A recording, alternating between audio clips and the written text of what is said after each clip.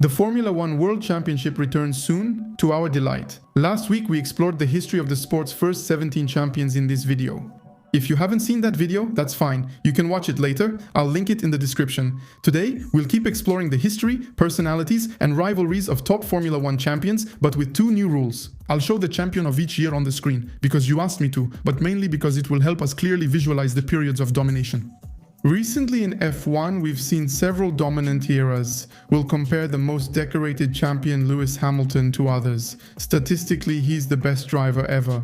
But there's a debate, especially since this year, he's under a lot of scrutiny after his move and his disastrous first year at Ferrari. The world is divided into two categories. Some believe the king will return, while others think he's finished and won't pursue his 8th title. It's hard to compare eras, but how does Hamilton stack up to Senna or Schumacher, and how did Nico Rosberg become the only driver to beat him? Is Verstappen a stronger generational driver than Lewis? I have my opinion, but I want to hear yours in the comments. That's what they're for. At the end of the video, I'll share the strongest arguments I've found for and against whether Lewis Hamilton is the greatest F1 driver ever. But to make a proper comparison and continue our list of world champions, I have to start with the 1980 world champion Alain Jones. Who remembers Alain Jones? He's the son of Stan Jones, a top Australian driver from the 1950s. Racing was in his blood, but his father lost all his money at the casino. To fund his career, Alain sold used cars, converted vans into campers, and together with his wife Beverly, even ran an inn. His Formula One career started very late, with unstable seats in second-rate teams. Despite everything, he won the Austrian Grand Prix in 1977, but no one really bet on him until the day Frank Williams arrived. Unable to afford a star, he chooses Alain Jones, the best affordable option. The unexpected partnership succeeds. Starting in 1979, the Williams became a weapon. Jones won 4 of the last 6 races. In 1980, he faced Nelson Piquet, whom we'll talk about in a moment, and he won the hard way. Frank Williams would say that next to Piquet, he looked like a soldier ready to go to Vietnam. The following year, internal tensions and rivalry tore the team apart. Jones won the last race of the season, then he disappeared. But that year, it was his direct rival, Nelson Piquet, who won Piquet. This is his first period of domination, winning 3 world championships. However, he's neither the most popular nor the most romantic. He's the Brazilian anti-hero, less approachable than Emerson Fittipaldi and not as idolized as Ayrton Senna. By the way, Piquet and Senna never got along. Piquet thought Senna was overrated and too political, while Senna was seen as the divine driver in Brazil, their home country. But on the track, Piquet was formidable. He's a provocateur who beat Lauda, Alain, Prost and Rosberg, and he dominated the turbo era with intelligence, winning 3 world titles, but he never reached the status of a true legend. Yet, off the track, he still built a unique dynasty. His son, Nelson Piquet Jr., became a professional driver in Formula One and Formula E, and his daughter, Kelly Piquet, had a daughter with the driver Daniel Kvyat, then a second one recently with Max Verstappen. So, he may not be the most celebrated champion in history, but he's certainly the one who created the wildest lineage. We're now at one of the most iconic names in Formula One history, Keke Rosberg. At the end of the 70s, Finland wasn't yet a breeding ground for drivers. They didn't have sponsors, no tradition of racing circuits, and so our Keke Rosberg had to fight, and he finally made it to the sport at 29 years old in 1978. He doesn't seem like a future champion. With his mustache, gold chain and cigarette, he seems more like a truck driver than a jungleman driver, but he's fast and persistent. The turning point comes in 1982 when Williams is left without a top driver. Frank Williams, the team boss, thought he could get Alain Jones out of retirement, but Jones sticks to his decision. And Williams has no other choice but to trust Rosberg, who is coming off a terrible season with the Fittipaldi team. Signed by Williams, he becomes lead driver after Carlos Reutemann suddenly retires at the second Grand Prix. Very consistent, if not truly brilliant, Rosberg takes advantage of the inconsistency of McLaren and Renault, but especially of the tragedies that strike Ferrari that year. The death of Gilles Villeneuve and the serious accident of Didier Pironi, who was actually leading the championship until 2/3 of the season. He wins, to everyone's surprise, the World Championship title, having won only 1 race, an old-fashioned title snatched in the midst of chaos. The following year, he wins on slick tires in the rain at Monaco, proving that his title was no accident. But when he finds himself at McLaren facing Prost, he realizes his time has passed and retires. This was in 1986. And his real legacy, in fact, begins after that. He helped shape an entire generation of Finnish drivers, with Gigi Leto and Mika Häkkinen. Most importantly, he prepared his son Nico Rosberg, who later faced Hamilton in a fierce duel. We'll discuss that later. But first we have to talk about our first French champion, since he truly established dominance with 4 titles. At the time I was talking about Alain Prost. His nickname, the Professor, was no coincidence in my opinion. He's not the most spectacular driver, nor the most aggressive, and definitely not the most charismatic on the grid, but he's probably the smartest in the history of Formula 1. Not bad, right? He's French, and I assure you I'm saying this without any bias. He started karting late at 14 years old, and he financed his own career all the way to the top discipline, where he understands something that others overlook. A season is won on Sunday, not on Saturday. From his first seasons, he's impressive and nearly wins the 1983 title, but loses to Nelson Piquet at the last moment. Afterward, he becomes the scapegoat for the frustrated team. So, he moves to McLaren, where he really transforms into a winning machine, like Hamilton. He wins his first title with McLaren in 1985 and 1986. He beats everyone without really pushing himself. In fact, what's special about him is that he's rarely the fastest in qualifying, but often the strongest in the race. He takes care of his car, especially by preserving his tires. But to tell part of Alain Prost's story, we must mention another great man beside him, Ayrton Senna. They drove the same car since they were on the same team and they had the same ambitions, yet they had two completely opposite visions. Senna attacks, while Prost, against Ayrton, controls. In 1988 and 1989, Formula 1 reached an absolute peak between these two geniuses, who fought wheel to wheel. In 1989, Prost won the title after colliding with Senna at Suzuka. In 1990, still at Suzuka, he had moved to Ferrari, but he lost. This time, it was Senna who deliberately hit him and won. Obviously, Prost is furious, but he takes it and waits. In 1993, with Williams with the best car, he dominates the championship and wins his fourth title. So, that makes 51 wins, 106 podiums, and 4 world titles. At the time, no one had done better. It's true that he won his titles against Lauda, Piquet, Keke, Rosberg, and Senna in the same car. He won despite the odds, fired from Renault, forced out at Ferrari, and disliked by some fans when racing Senna. But I'll be honest with you, even if we're patriotic about his style and his aura, off the track I think in terms of impact, he doesn't compare to the most decorated driver in history. So, if we're talking about impact, it's time to open the file. Ayrton Senna. Well, for me, Senna wasn't just a great driver, but really one of the greatest. I think that's partly because I lived in Brazil, and over there. Senna is a national hero, he's even a moral reference point, a figure who gave immense pride to an entire country. At a time when things weren't going so well, especially in sports, Ayrton Senna was a prodigy who started pretty early. In karting, Formula Ford and Formula 3, he dominated everything. And as soon as he arrived in Formula 1, you could tell this guy was something else. He started building his legend in Monaco in '84 in the rain, driving a Toleman. He overtook everyone, even catching up to Alain Prost, and then suddenly the race was stopped. Of course, he was disappointed, but that day F1 discovered Senna. He won Grand Prix with Lotus before joining McLaren, where he and Alain Prost created the sport's greatest rivalry. 2 stars on the same team, in the same car, but with opposite views. Prost is more calculating, while Senna is aggressive and obsessive. He pushes further than anyone and treats racing like a boxing match, never giving up. People often see him as too aggressive, but he simply follows logic like Verstappen. If you don't move, there will be an accident. By the way, one of his famous punchlines to justify his behavior is, if you no longer go for a gap that exists, you are no longer a racing driver. Which, in English means, if you don't try to go through when an opening appears, then you're no longer a racing driver.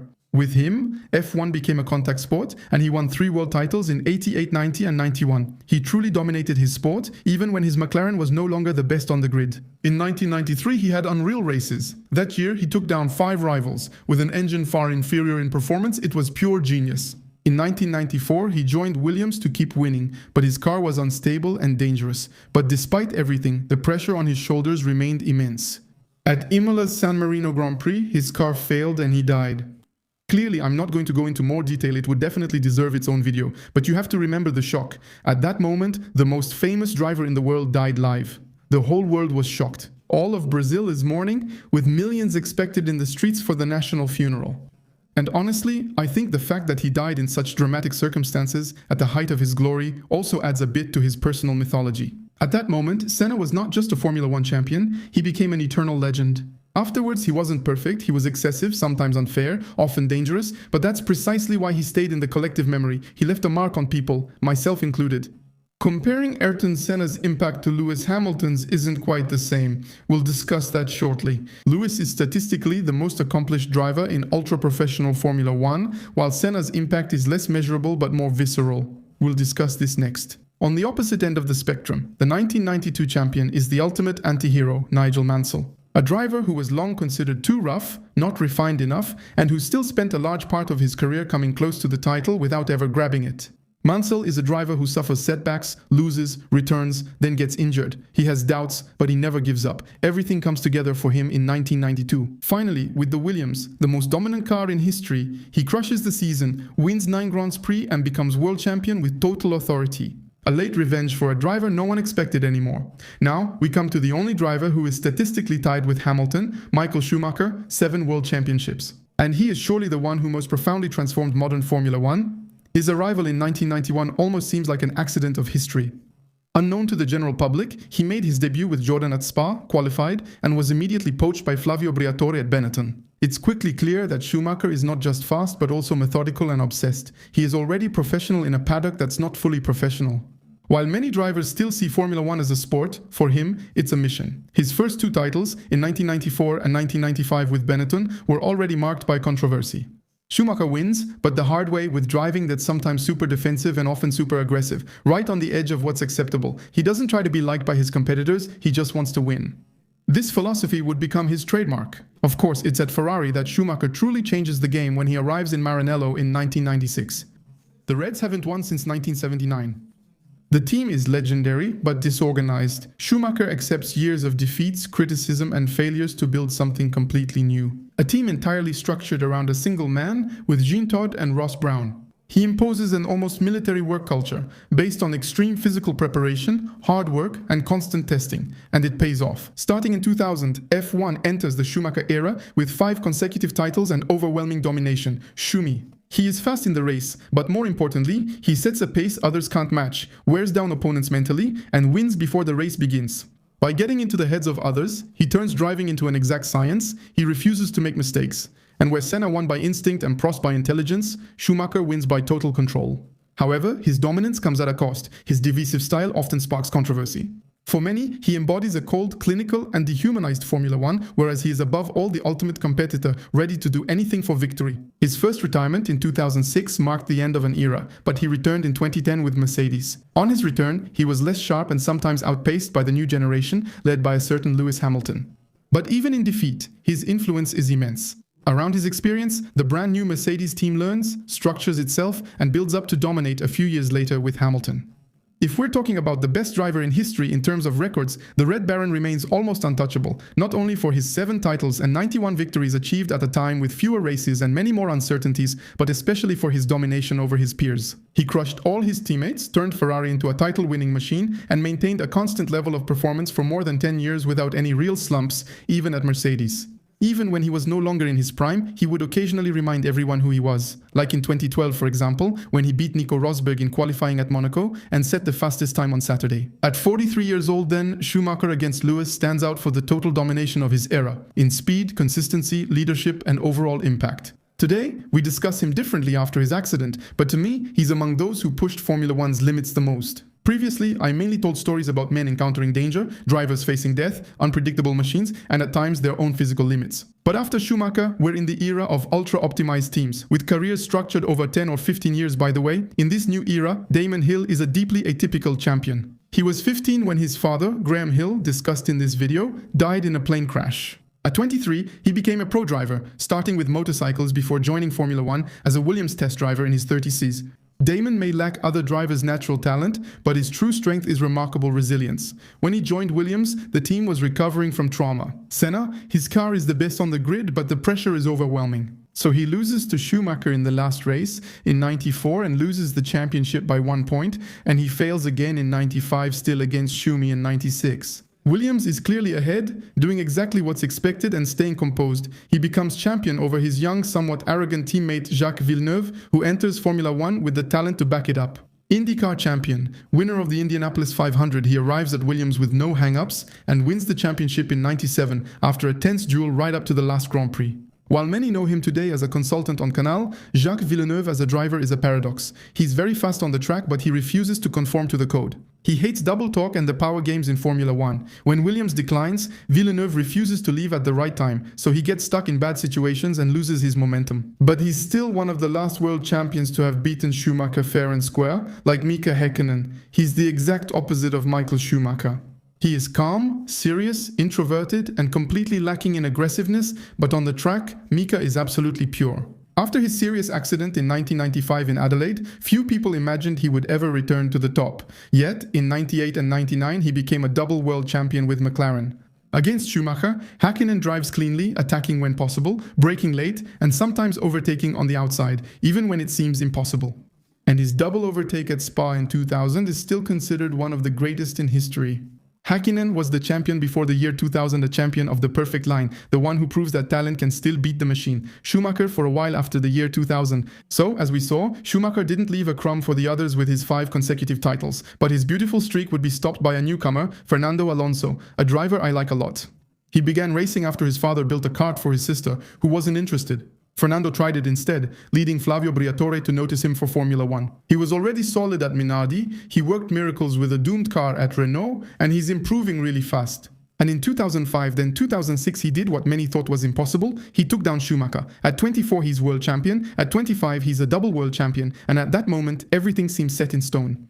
Fernando Alonso is the future of Formula 1. He's going to dominate for years. And yet, in 2007, he leaves Renault for McLaren. It makes sense on paper, but in reality it's a disaster, as he faces a rule-breaking rookie, Lewis Hamilton.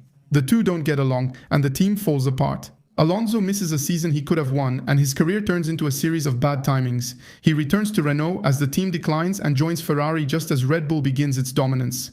He leaves Ferrari during their rebuild and returns to McLaren with Honda at the worst time, yet we've forgotten. But despite his disastrous choices, Alonso remains incredibly strong at Ferrari, especially in 2010 and even more so in 2012 when he has an outstanding season. With a much weaker car, he battled Vettel for the title until the final race. He always performs at the highest level, but is always in the wrong place at the wrong time. When he leaves Formula 1 in 2018, it feels like a huge waste. His talent deserved more than 2 titles, but he returns with Alpine and then Aston Martin, still surprising with podiums, heroic defenses and sharp racing intelligence. That's why, despite having just 2 titles and making many wrong choices, he's still one of the most respected drivers in the paddock. Because everyone knows that with equal machinery, there are very few competitors who can beat him. After Alonso, we really enter the period closest to us. With the victories of Kimi Raikkonen, the Iceman in 2007, Jenson Button in 2009, the Vettel era at Red Bull, with 4 consecutive championships between 2010 and 2013.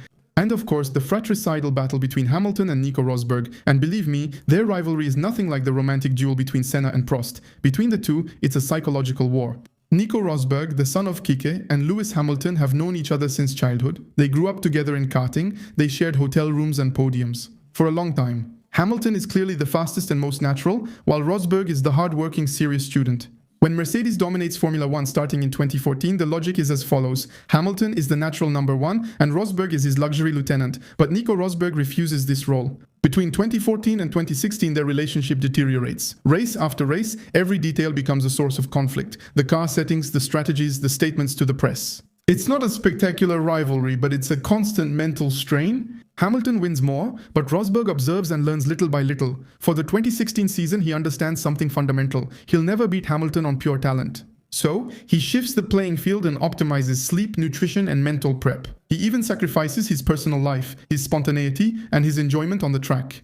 Where Hamilton remains instinctive, Rosberg becomes methodical. Where Hamilton lives the race, Rosberg works at it. The 2016 season is really suffocating for both of them. Every mistake counts, every retirement weighs a ton, and Nico Rosberg wins fewer races. He scores when it matters most and handles pressure well. Even when Hamilton pushes, Rosberg holds on and becomes world champion by season's end. He beat Hamilton in the same car, the only person ever to do so. At that moment, Nico Rosberg was about to achieve something unique in Formula 1 history. He isn't stopping due to lack of offers or fear, but because he knows he has nothing left to prove. Starting over would require the same sacrifice, and isn't it cool to leave Formula 1 at the top? Well, the reason I wanted to compare the great drivers to Lewis Hamilton is because he's the most dominant driver in history when he joins Mercedes in 2013. No one yet realizes what's about to happen. Starting in 2014, we enter a new era of regulations, and Hamilton is going to dominate it. Year after year, he racks up records, wins, poles, podiums, with seasons dominated from start to finish. Where other champions benefit from a short window, Hamilton establishes continuity. Like no one else, he's fast over a single lap, formidable in the race, exceptional in the rain, and unbelievably consistent.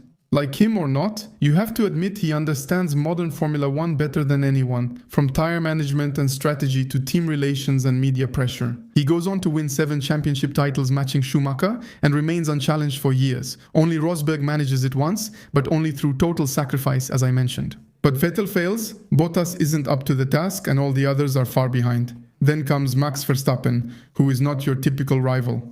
Verstappen is loved for his impatience and boldness. While Hamilton represents control, Verstappen shows the raw intensity of youth. Since joining the sport, he has attacked constantly. And he will rise to Hamilton's level in 2021, where we actually witness an ideological clash. Hamilton represents the established order and experience, while Verstappen speaks to those who love chaos and taking maximum risks. For the first time in years, Hamilton faces a driver who never yields, not even to a 7-time world champion. The tension reaches an unprecedented level with collisions and controversies, but above all, with a disputed referee decision. For the last Grand Prix of the season, Hamilton loses in a race finish that has become legendary. And he, who until then was untouchable, discovers what Schumacher, Prost or Senna experienced before him, the moment when the next generation knocks at the door without asking for permission. Since then, Max Verstappen dominated and won 4 titles until Norris joined the list of world champions. I love Max's mentality, but I think he's being very critical of F1 lately. Even if he's sometimes right, I'd rather see him positive than hear him use emotional blackmail and threaten to leave in every interview. So then, Hamilton, best driver of all time, no debate or not, I told you I would give you my arguments. Well, first of all, we can say it because he has objectively outstanding statistics. 7 World Championship titles, 103 wins, 104 poles, and over 190 podiums. He broke all major records in modern Formula 1, which is more reliable, competitive, and longer. And above all, he has performed across several generations of cars, with V8S hybrid V6s, very heavy F1 cars, and very fast F1 cars. Clearly, no driver has maintained such a level of domination for so long and in such a professionalized field, and he owes that to his versatility. He's extremely strong in qualifying, formidable in races, capable of saving impossible races in the rain, and above all, very strong at managing tires, pace, and race finishes, under pressure, except in 2021. So, while some champions dominate in one area, Hamilton is complete and consistent. He also has, as a result, a longevity at the top that's never been seen before, champion in just his 2nd season, winning titles over more than 12 years, and still competitive at over 35 years old, facing an extremely sharp new generation with Verstappen, Leclerc, Norris, or Daniel Ricciardo. So, staying at the top for so long in such an ever-changing sport, maybe that's his greatest achievement. But we have the right to seriously question this theory, because his dominance is still largely linked to the machine. And it's not an insult to say that. The Mercedes era from 2014 to 2020 is the most dominant in the history of F1. Hamilton has never won a title without the best car, and, in comparison, Fernando Alonso, Ayrton Senna, or Max Verstappen have often outperformed with inferior equipment.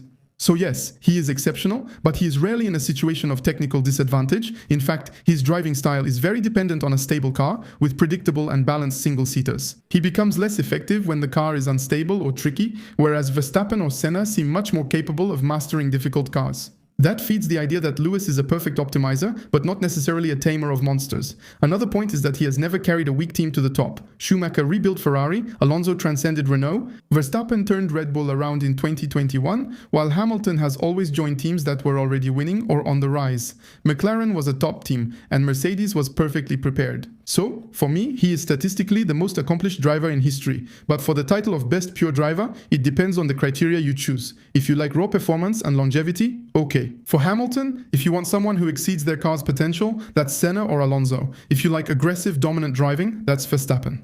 And if for you, what matters is strategic precision and building a team, that's Schumacher. That's my analysis. Do you agree with this or not at all? Let me know in the comments.